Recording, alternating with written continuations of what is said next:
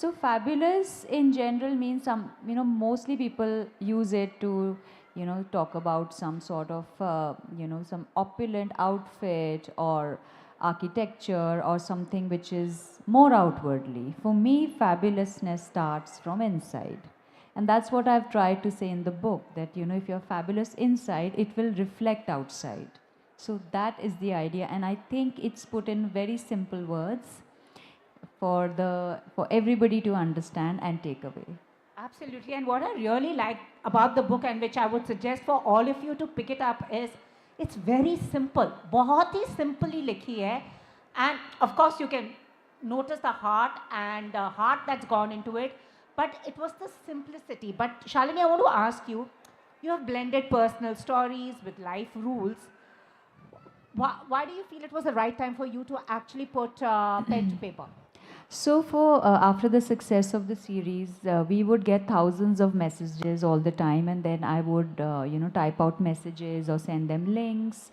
Of they would ask me various questions about what to do in life, how, and just whole lot of things like. That was one reason, and the second reason was many top publishers got in touch, and they felt that I could write a book. And I was not convinced, because I said my English is very basic and my ideas are my own, and I have my own set of rules, and I don't know if the audience can relate to it. He said, they were like, but the audience has related, and and they did the whole research, and they felt that this book would be really successful. And I then signed with Penguin, and they sort of kept it quiet. We didn't announce the book till the first draft was ready. So Also the fact is, which I said in the beginning, was that you were unapologetically yourself. You embraced everything. Whether your co-stars in the show thought you were eccentric, you were proud to be one. You were quirky, you were simple, and everything. Did that take a lot, or, I mean, could have been unnerving for you, because this was the first time you were bearing your life, yourself, in front of the camera and to a national and international audience? So I've always said, I pay my taxes, I'm a good person, I do everything by the book. And my quirks are my own, and this is what makes me. And if I have to hide that, and as long as I'm not hurting anybody, humiliating anyone, I'm not troubling anybody, I just want to live my life, and that's how I can be effective. If I put on a facade, I'm not going to be effective, So for me, it was just embracing my individuality and not putting up a facade. And also what I liked about the fact, because आप सबको पता है ना कि हर जगह हो जाता है Delhi versus Bombay, though the biggest superstar of Bollywood and now internet is Shah Rukh Khan, a Delhi boy, but वो होता है Delhi versus Bombay. You faced a lot of that, and they were like, Delhi, Delhi. But to just be yourself and stand there and take it all out, but not in a very aggressive way. You were very But calm. honestly, I've faced that my entire life. Haven't we all? Haven't we also, when you go to, like, not just in front of the camera, but Delhi bashing has always been, oh, you're from Delhi? Oh, yeah, definitely this. They'll say, oh, Delhi people are so formal. They, make 100 things when we go to their house. I say, but they're making the effort, and their hospitality. They're being hospitable. Yeah. Delhi people overdress. I said, but we have 4 seasons. We have that kind of weather where we can actually wear clothes, unlike Bombay, where it's always humid, hot and humid. And also, I think what I tried to explain to everybody was, and I think that point came out, that in Delhi we have one foot in tradition and one foot in modernity. Yeah. Whereas most cities, now in the contemporary world, they are just living in a very contemporary environment. They feel that traditional values and traditional, are not up. They are not able to keep up. And Delhi, I feel, has both, which is amazing. Absolutely. And also now getting back to the book is, since you write a lot about being unapologetically yourself, before I get into the little nuggets you've shared, was there a moment in your life when you realized, I really do not want to explain myself to anyone? Was that one particular moment that tilted the balance for you? Well, I think since I was a child, I always listened to everybody, but I always did what I had to do. So I would always listen to them patiently and say, yeah, yeah, yeah. But I would eventually do what I wanted to do. So non-conform, and like even my parents said something, I would listen to them and do both. So I worked overtime also.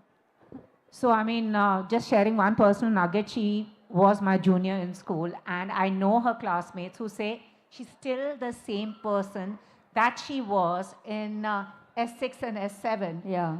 And, a lot for people to say that, despite the fame, despite you being in the public eye, despite you being a public person, to say Yeah. that she still retained it. But how difficult is it, Shalini? Because एक public persona होता है, एक private persona होता है. A private persona that people guide, I mean, are very fiercely protective about. Yeah, so for me, I, approach things with the eyes of a child, with the enthusiasm of a young child. Like I'm in school, so if I'm coming to the book fair, I want to see everything. I want to meet the authors. I want to go and see, the tiniest bookstore. So I think for me, I think retaining that childhood, like having this thing where you still see everything with new eyes is one thing which is very important. The second, of course, when I got married into the society where everything was very superficial, I had to protect my energy. So for this, I created this whole facade of the dressing and somebody who's very uptight and reserved. Wow. And that sort of, otherwise I could not have survived. Otherwise, and my friends, and not just friends, but everybody in Delhi who knows me knows that this is just a facade, and inside I'm just that little girl from modern school, Barakhamba Road. Yeah, honestly, and also, did you think because your dressing, I mean, you're extremely stylish, and she can be also, as they say, very avant-garde in her approach to her fashion, and sometimes OTT. Was that also a kind of an armor to protect yourself? Yeah, absolutely. An armor, and also what happens is that when you're dressed in a certain way, people sometimes don't approach you. They just see you and they go, I like that. I want minute because when I start engaging, then I speak a lot and then I also get attached to people very fast. So I prefer that they stay away. We saw that insight from the MASH ball also. But also, the fact is, like in the book, she says how there was an event where she was not allowed to take her phone. So what she did was carried a phone bag. Yeah, I carried a phone bag, which is actually Kapil Sharma show. So they said you can't, they were very particular. And in between, I'm always working on different projects. I have other commitments. I'm just not a Netflix star, like how they call me now. But I have other things to do, Yeah. and those are equally important to me. So they said no phone. So I actually took a phone bag. It was like defiance, but in a sweet way. Yeah. No, your bags are quite the talk of the town, whether it's an owl bag, whether it's a phone bag, whether it's bags that, Also, is that kind of a statement you're making through your bags? Because I've been very intrigued by your Judith Lieber bags and everything else. So yes, it's also like symbolism. Like when I went for the Emmy Awards, I took the Prince Charming, the frog bag.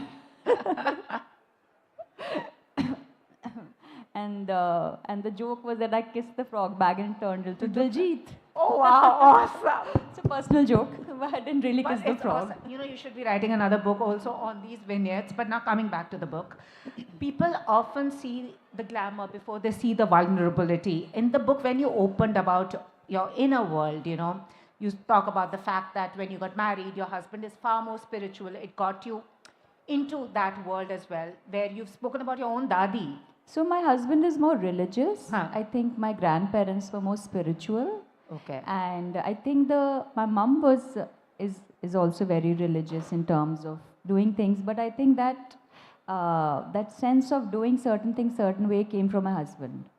The way he was so particular about taking care of people. If he went on a yatra, the people he met, or the villages he stopped on the way, and so I think that, and also I saw the power, because when you are young, you're just when I saw the power of faith.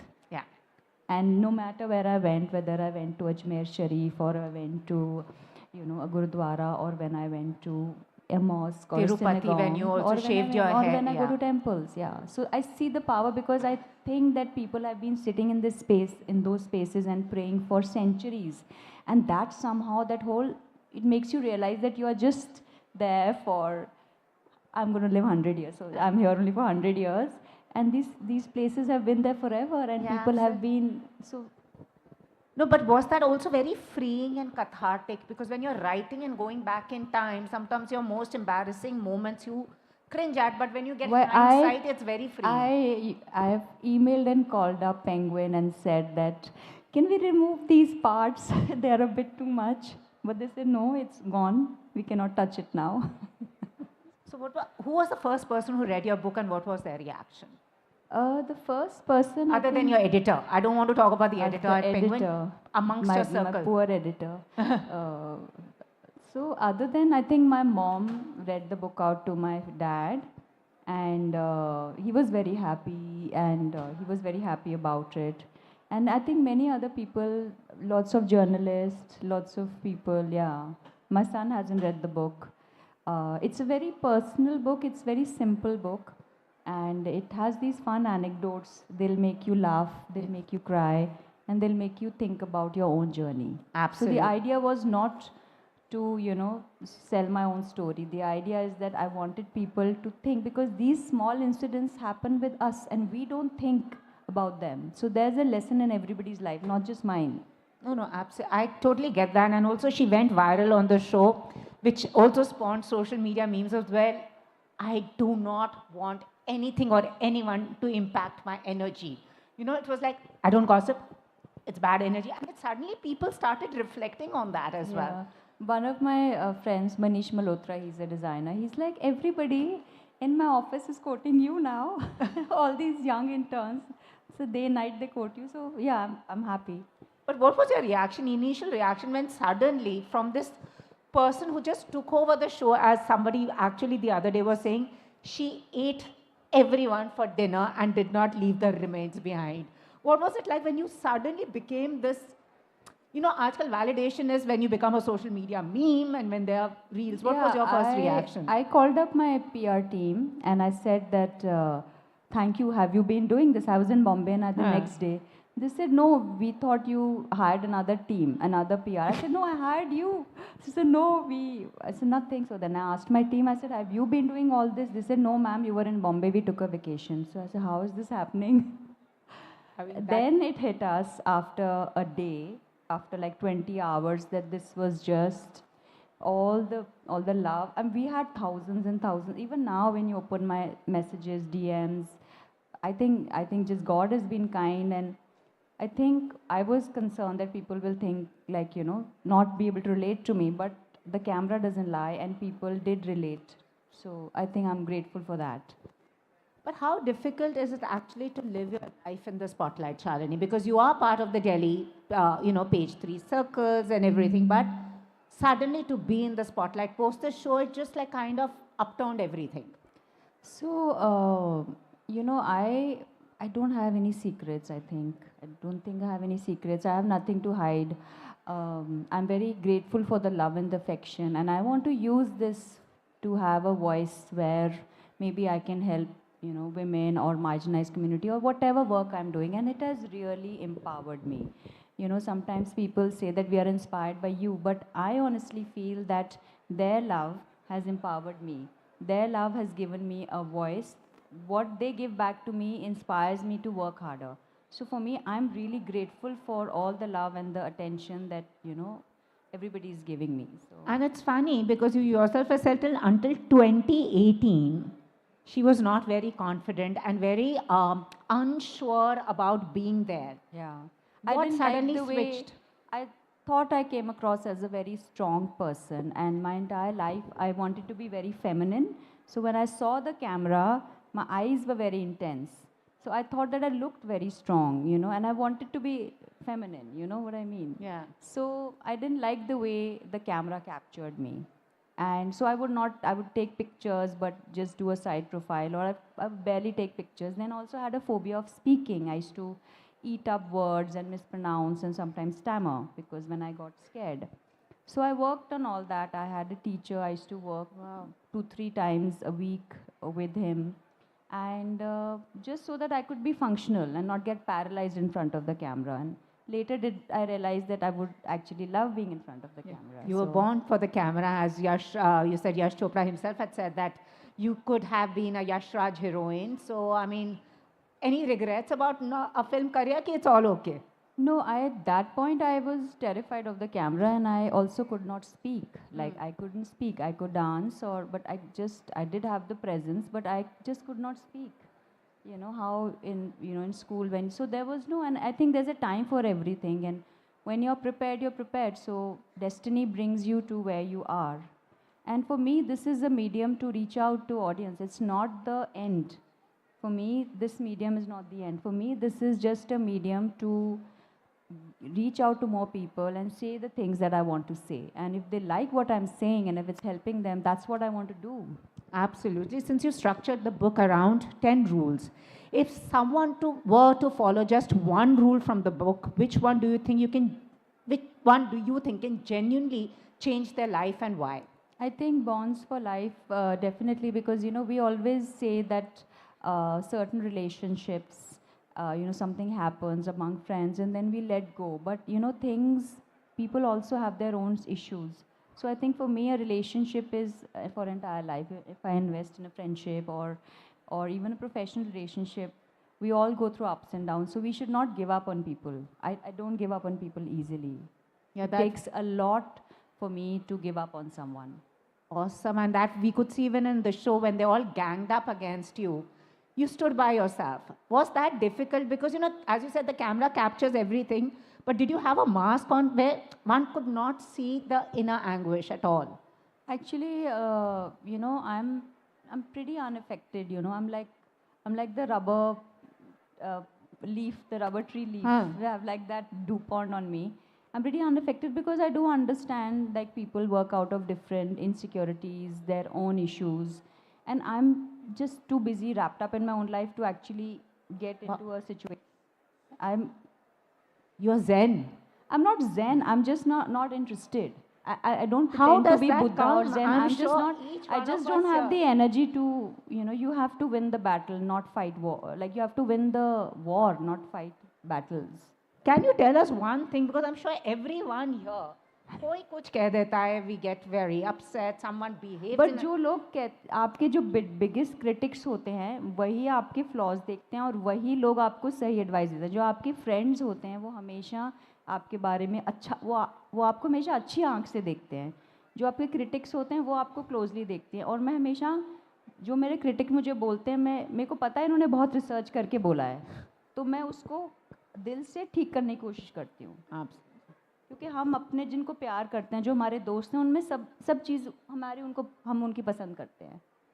No, true. I mean, to embrace that tough boss or that friend who betrayed you. So maybe they were our best teachers also. Absolutely. I think the people who were the meanest or the nastiest or your tough boss or whoever are actually your biggest teachers. So that's what I have said in the book, and that's what I genuinely believe. My biggest teachers have been people who have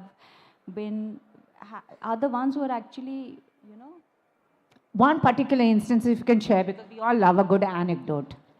yeah, but there are many actually. My swimming teacher, she actually threw me down the diving board because she didn't want me to wait. Everybody had to do the 1 meter, 3 meter, and then the 5 meter or whatever. She said, I don't think you should be. I don't want to waste another month, 2 months till you come up. So she just threw me in, and I had to adapt.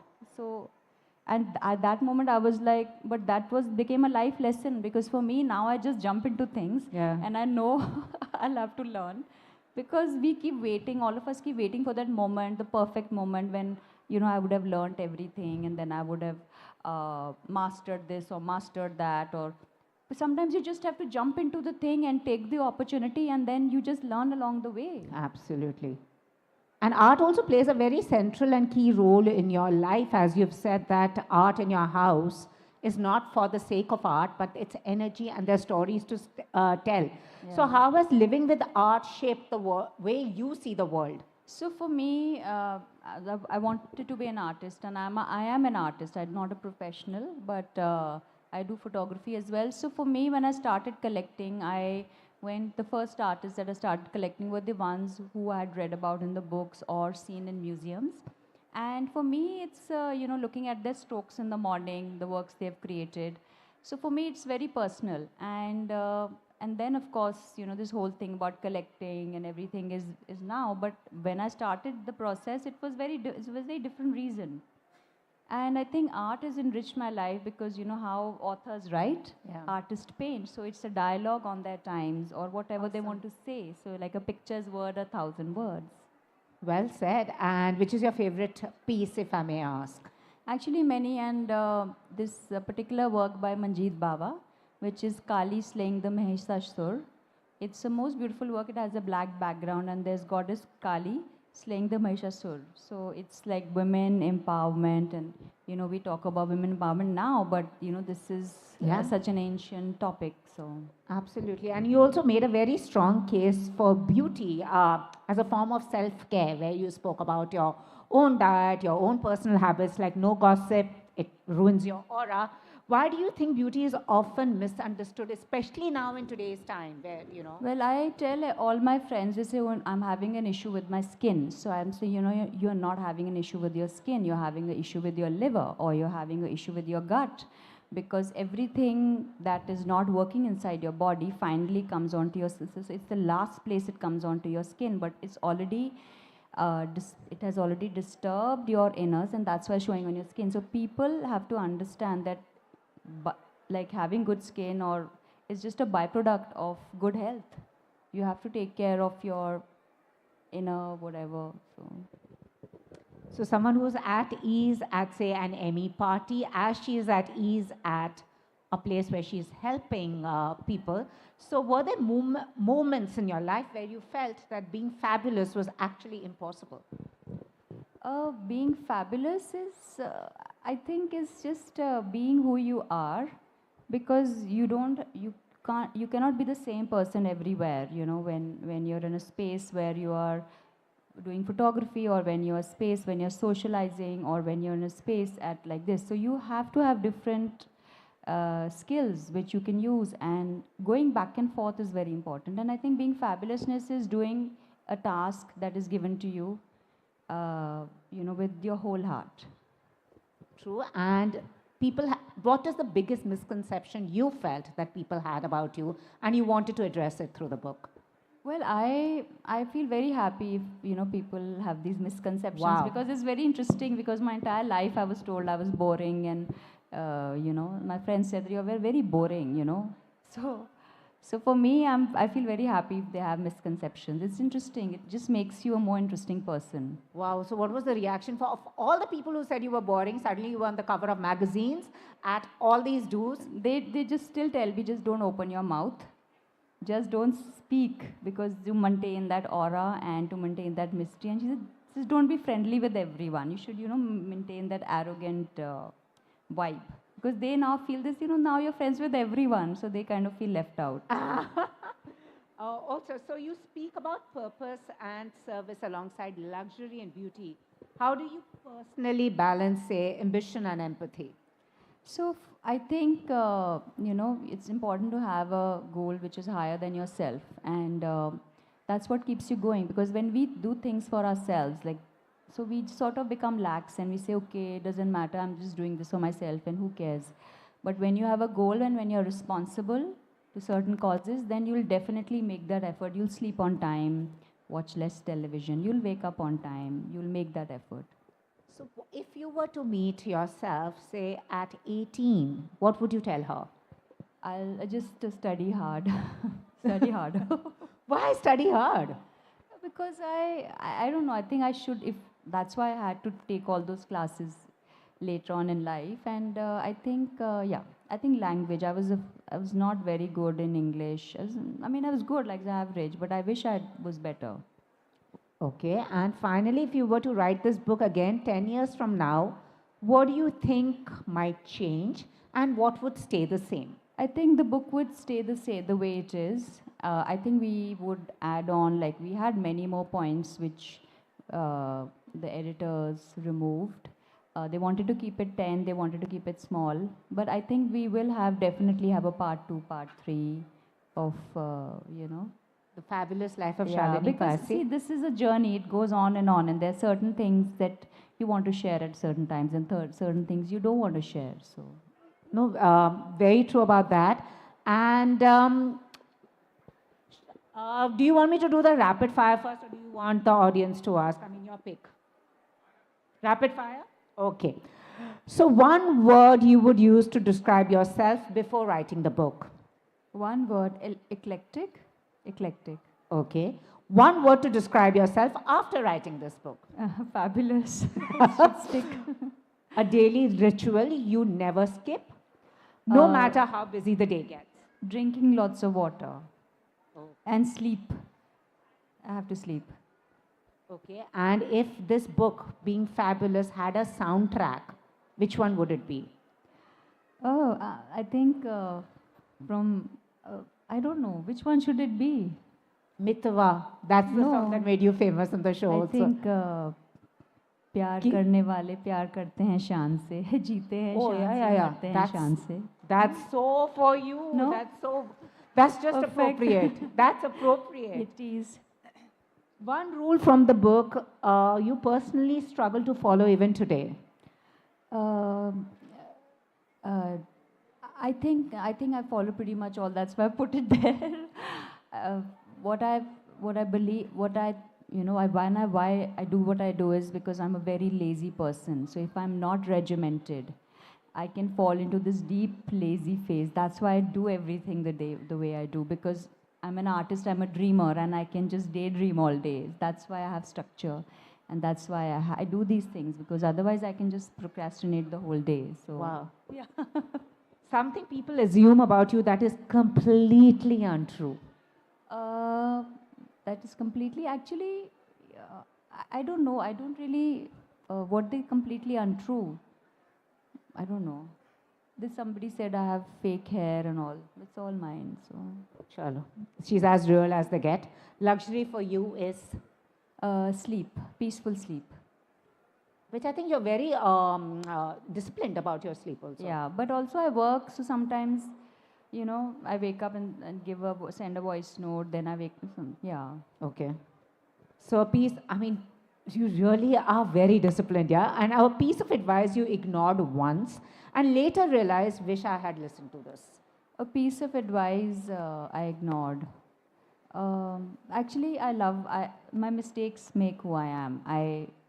I would definitely acknowledge it, but Like one advice, if you could go back in time and no, you I know- don't have regrets. Like even a bad makeup, bad hair, bad costume, I have no regrets, because it just makes you. It becomes you. It's like, the tree has its bark, so it can't say that.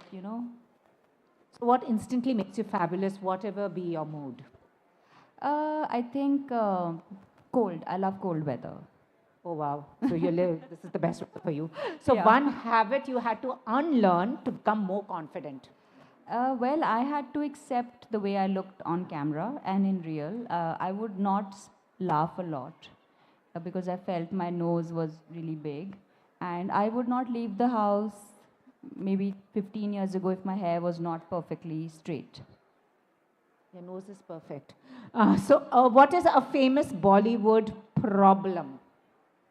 I think it's not just Bollywood. I think it's a problem that we see in social media, that the images that are put out are very perfect. Like the young generation. My issue is that when the young generation, or even audiences watch these, there are these models whose hair has been perfectly blow dried for like 2 hours. Then they have hair, makeup. They have the best camera teams, lighting, and the images are edited as well.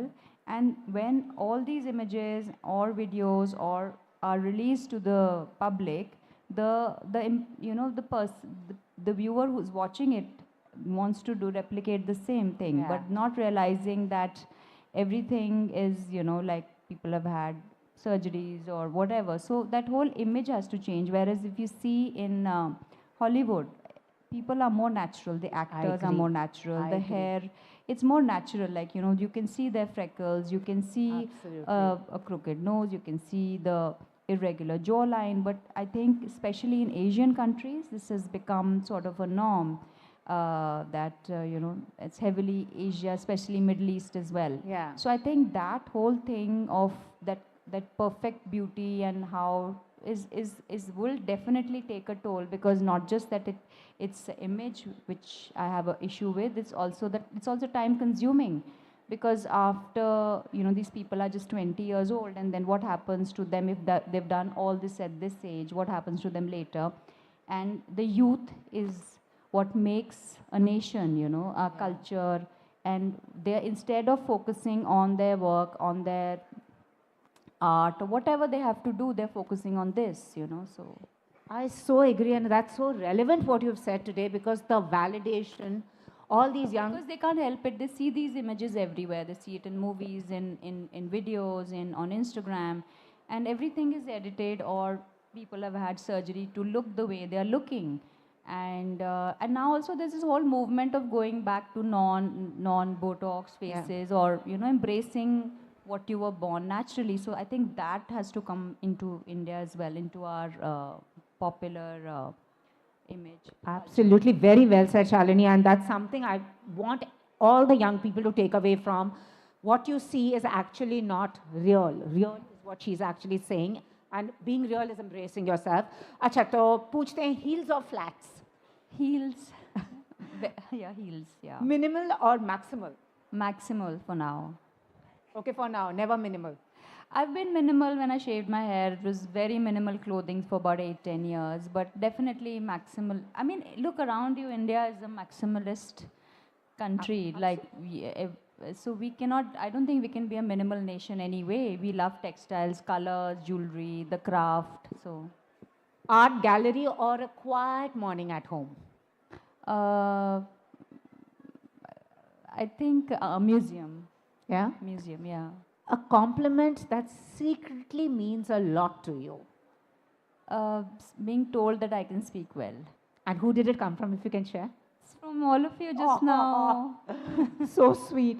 One thing you wish women would stop apologizing for. For being beautiful, because I think somebody who can take care of themselves and have an amazing professional life and look feminine. We've taken the whole femininity out of, we want to look masculine. There was this phase in the 90s where, in office, that how to be taken seriously. These articles used to come out in magazines. They used to say, wear structured clothes, don't wear color, don't wear lipstick, do your hair in a certain way. And this thing was imposed because women wanted to look, like little masculine. And that whole thing is not correct. A feminine energy is so important in our culture. And all around the world, you have to embrace it. And women have a different way of doing things, and we cannot be taken just because somebody is wearing a floral sari or somebody is not wearing a structured gray black suit. We should not be taken on the basis of what we are wearing. Somebody likes to wear a suit, please go ahead. But if somebody wants to wear a sari to work or a suit to work, and that has to change, and it's still there. And you were someone who said, I mean, you speak about your love with the 6 yards. And in Cannes, where you see everyone trying their best to fit into gowns, which our body types are not actually structured for, you happily wore a sari. I wear a lot of sari because, one, I find it very easy to move. I find it versatile. You can cover your shoulders. It can be sexy. It can be conservative. It can be. I wore I think 3 saris at Cannes, and one for the talk at the India Pavilion as well. And I love wearing saris. The most beautiful, feminine. Also, like when you wear it, it's also an art. You know how you drape it. Yeah. So, And does the audience have any questions? Yes, please go ahead. mic. Someone will have to give them the mic. Gentleman at the back.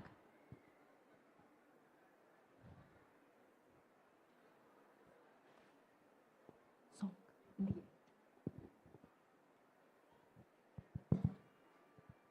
So, hello ma'am, this is Roof. Really nice to meet you and congratulations on your book. Thank you, sir. We were waiting for something, so we can get the whole things in a nutshell rather than going through a lot of your videos on YouTube. So I think you did a great help to us to Thank you. be able to get all the gist in one place. Yeah. So my question to you is that apart from writing about fabulousness, what is that one practice, what is that one daily practice which you will not compromise or give up at any cost and which keeps you grounded and maintains your panache? Praying, puja karna. Okay. And Yeah. anything apart from that, I something. think for me, I prioritize it's like, praying, sleep, drinking water, hygiene, exercise. I work out every day. And these four, five things I have to do, and then work. And for me, I enjoy my work. I enjoy working out. So that is my recreation. When I pray, I feel very happy. I feel energized. So praying is, I think, most important to me. Like praying, meditating, dhyan. Thank you so much, ma'am. And Thank ma'am, you. one hearty request: how can we get a signed copy of yours? There going to be lots of. We'll figure that out. I think the organizers will. It's available on Amazon, but we'll have to figure out how Signed, to. specially signed by you. Like that's what we want. Yeah, I know. We'll have to wait for the publishers to organize something. There's a lot of interest. But Thank you thank so you, sir. much, ma'am. We'll manage something. Thank you Thank you. so much, ma'am. Thank you, sir. Lovely talking to you. You do realize everyone wanted you to have your own show in. Would that be fun? Huh? That would be fun, right? To have your own show. Yeah, let's see what happens. Yeah. So that means something is in the pipeline, huh? Anyone else have a question? Yeah. Shalini. Yes, Can sir. I call you that, please? Yes, sir, please. First, my name is Arun Pahava, and I am a published author myself. And the most sensitive subject is what you have chosen to write, because people are as weird as they come. So in my childhood, I heard or learned one word. I'm talking about, say, 50 decades back. The word hatred.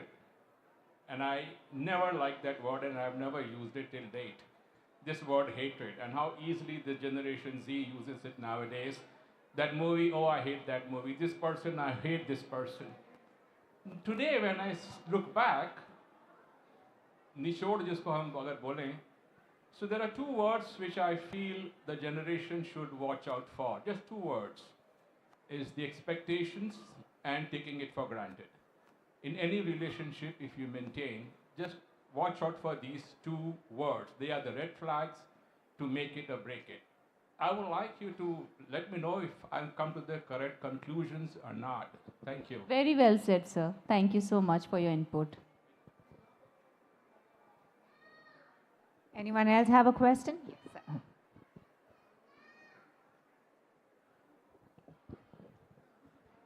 Hello, ma'am. Hi. I'm so glad to meet you. You are so beautiful. Ma'am, I have a question. What's your take on advising women from middle class family who are homemaker, sitting at home doing their work? How can they feel fabulous? What can they do? What's your advice for them? I think, your women, you have to feel that, you and your families, of course, have to support you in this. Because, you are working as well as taking care of your families. And it's a very big responsibility. And I think the thing is that when you have to tell your family that, I have a dream. Suppose you're not able to pursue your dream, right? Or your hobbies. Little by little, every day, maybe take out time and work on it. Like, get a book, read it. Or if you want to do an online course, then do bit by bit. Don't let go of your dreams.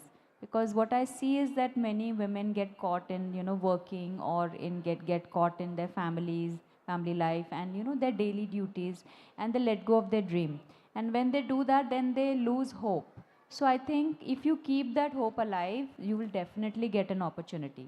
And also, if you start supporting women of your family, like many times I see this also, like women are against women because just because they didn't have the opportunity. So even if you didn't get the opportunity, you have a younger sibling or a sister-in-law or, a niece. So support them that, and somewhere down the line, the goodness will come back to you, so that I feel a lot, because unless women even in that level are not supporting each other, and you have to make like your bank of women who sort of are your friends, your, that you have to keep making. And these are small efforts that you'll have to do.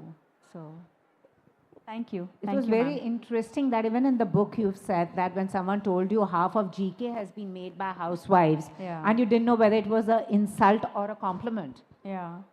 I was very young at that time, and then I was started doing the interiors of my home and interior architecture, and this came from a friend. And I was like, is it a compliment? Is it like not a compliment? So I said, anyway, like, I'm sure it will be. I'm sure you yourself, because it's interesting what she said. I feel that the homemaker is actually the toughest job. Yeah. It's Yeah, the toughest definitely. job. So basically, like that's what I've been speaking, even at all different platforms. Women are not wanting to start a family or even get married because when they have a child, then for 5 6 years they are not able to go back to work, and when they do go back, everything has changed. Yeah. And that's why we have aging population around the world. We don't have a young population. India also the similar things are happening, and around the world, as you can see. So this is a larger question which institutions and governments have to address, that how do we make sure that the women are, when they're coming back to work, do they get special privileges, like so all that has to be taken into account. And I always, it's like a very funny thing, a person will go to work, come back, take care of the family, and then if it's at night, there's a storm, she's the one who will go and check the kundi in the house. It's not it's nobody else but her. I'm sure you have done that as well. If there's a storm, we'll eventually go and check every khidki in the house. So I think a woman's job is never done, and we give so much of it. It's the being a housewife is the is the biggest scam, and is the most under non-paid. It's the only job that women do which they don't get paid for. Absolutely. Housewives It's- never get a holiday either. They never get a holiday, even on a holiday, and they don't get paid for anything. So I mean, honestly, because I do realize we all need to be apologetic towards our mums also, because the kind of work that they have done. You were a young mum yourself. yeah. Anyone else? Last question. Yeah, go ahead.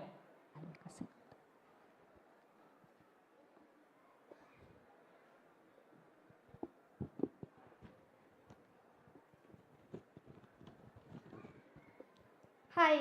Hi. Hi, Shalini. This is Priya. Hi, Priya. And first of all, I want to say you're so graceful and it's lovely to see you in person. Thank you. So my question is that since you have achieved so much in life now with your book, we have social media in picture now. And everything on social media you post is scrutinized by one or the other. So with all the positivity and hate together, how do you handle it, and what's your one piece of advice to people who are trying to achieve what you have done in life, considering the people getting scrutinized over social media for the same? So I honestly feel my journey has just started. I have a long way to go, and I'm just grateful that we are starting like this. I am my own biggest critic. I look at it things like how, because I'm an artist, I'm used to seeing things very differently, and those things disturb me. I'm also a perfectionist. I was a perfectionist. I try not to get that thing in way. I think people should not, like, the younger generation, you should not get caught what's on social media, because social media is meant to be instant. It's meant to be that much catch your attention, then move on. You can only catch their attention if you have substance. Otherwise, it's just very superficial. And that superficiality can do well for some time, but not in the long run. In the long run, anything with substance will go. So whatever you are doing, one, you have to love it. Two, you have to give your whole heart to it. Put it on Instagram. Of course, it's a lot of viewers. It's a different audience. It's a great tool, but that it is not the end. It's just a means, right? So that thing they forget. People have become influencers and they live their life for that. And then what happens? Because suddenly, the everything changes, and there has to be substance. Like when I used to travel, I travel much less now because of work. But when I traveled all over the world or in India, I was doing it because I loved it. I wanted to showcase Indian culture and art, and we put it on Instagram. It got great. I wasn't doing it for Instagram. I was doing it because I wanted to showcase, say, Pondicherry or any or Leh Ladakh or whatever that I was doing. It was not just for the gram. It was for a different reason. Yeah. Thank Thank you. you. Thank you so much. So very well said. So very well said. And I totally get that. And before we wrap up, can you sing us a song for the audience? Well, I'm not ready for this, but like, yeah, but what do you want me to sing? Anything. Anything, your favorite. Okay, so, yeah. I'm not. जुस्तजू जिसकी थी उसको तो ना पाया हमने जुस्तजू जिसकी थी उसको तो न पाया हमने, इस बहाने से मगर देख ली दुनिया हमने. You are fabulous. Fabulous is the key word today. You're fabulous. Awesome. Thank you so much, Shalini. So all of you get this book. And it's an interesting read. And we are waiting for the second one to come now. Yes. All right. So that means that's in the offing too. Lovely meeting you. Thank you so much.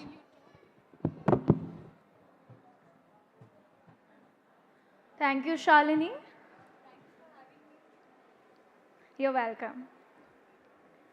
तो देखिए, आप सभी से एक request है, जिनके पास शालिनी की book है the art of being fabulous, वो उनसे एक मुलाकात कर सकते हैं, उनके साथ फ़ोटो ले सकते हैं.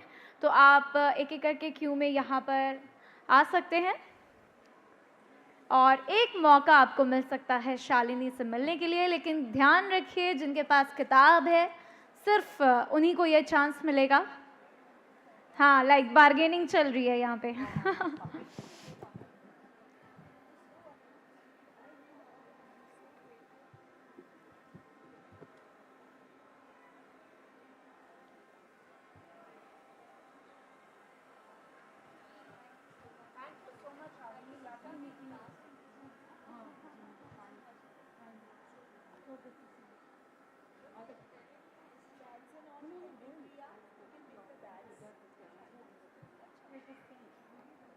You are a fan of her? Oh, nice. Very nice.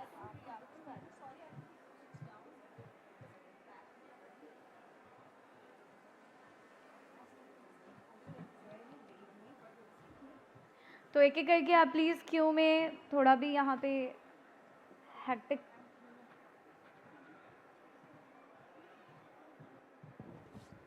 तो भारत लिटरेचर फेस्टिवल का एक और सेशन होना है 3 बजे